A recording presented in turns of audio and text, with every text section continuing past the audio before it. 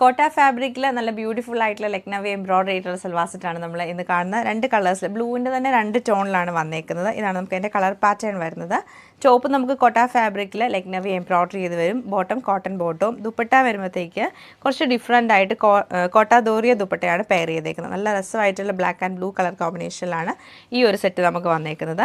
Next നമ്മൾ കാണുന്നത് കുറച്ചും കൂടി ഡാർക്കർ ബ്ലൂയിലേക്ക് വന്നിട്ട് ഗ്രീനും കൂടെ മിക്സ് ചെയ്തിട്ട് കോട്ട ദോറിയ ഫാബ്രിക്കിൽ തന്നെ ഗ്രീനും കൂടെ മിക്സ് ചെയ്തിട്ടാണ് വന്നേക്കുന്നത്. അപ്പോൾ രണ്ടും നമുക്ക് ഓരോന്നായിട്ട് കണ്ടുനോക്കാം.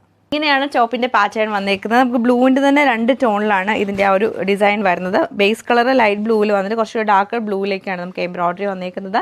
ദാമൻ ഏരിയ വരുമ്പോഴും കുറച്ച് നല്ല വീതിക്ക് നമുക്ക് നോർമലി കോട്ടയിൽ കാണുന്ന ആ ഒരു ലക്നവി എംബ്രോയിഡറി തന്നെ വരും. ബാക്ക് സൈഡ് എൻഡാണ് സ്ലീവ് വന്നേക്കുന്നത്. ഇങ്ങനെയാണ് ടോപ്പിൻ്റെ പാറ്റേൺ. 2.5 മീറ്റർ ലെങ്തും നല്ല വീതിയും വരുന്നുണ്ട് ഫാബ്രിക് ആട്ടോ. ഇത് ഇങ്ങനെയാണ് ടോപ്പ് പാറ്റേൺ വന്നേക്കുന്നത്. ദുപ്പട്ട നമ്മൾ നോർമലി കോട്ടയിൽ നിന്നും എംബ്രോയിഡറി ചെയ്ത് ഡിഫറെൻ്റ് ആയിട്ട് വന്നിട്ട് അതിന് പകരം നമുക്ക് വന്നേക്കുന്നത് ഇങ്ങനെയാണ് കോട്ടാദോറിയ ഫാബ്രിക്കിൽ. നോർമലി നമ്മൾ കോട്ടയിൽ തന്നെ എംബ്രോയിഡറിയാണ് എപ്പോഴും കാണുന്നത്. ഇത് കോട്ടാദോറിയ ഫാബ്രിക്കിൽ ബ്ലോക്ക് പ്രിൻറ്റ് ചെയ്ത് നല്ല സോഫ്റ്റ് ആയിട്ടുള്ള ഫാബ്രിക്കാണ്. എന്നിട്ട് എൻ്റെ നല്ലൊരു ബോർഡറും ടാസൽസും കൊടുത്തിട്ടുണ്ട്. ബോട്ടം വരുമ്പോൾ പ്ലെയിൻ ആയിട്ടുള്ള കോട്ടൺ ബോട്ടമാണ് പെയർ ചെയ്തേക്കുന്നത്. നെക്സ്റ്റ് നമ്മൾ ഗ്രേയിഷ് ബ്ലൂ കളറിലാണ് കാണുന്നത്. ബോട്ടം നമുക്ക് പ്ലെയിൻ ആയിട്ട് വരും. ദുപ്പട്ട വരുമ്പോഴത്തേക്ക് ഒരു ഗ്രേയും ബ്ലൂവും ഗ്രീനൊക്കെ മിക്സ് ചെയ്തിട്ടാണ് വരുന്നത്. ഇങ്ങനെയാണ് സൽവാറിൻ്റെ പാറ്റേൺ വന്നേക്കുന്നത്.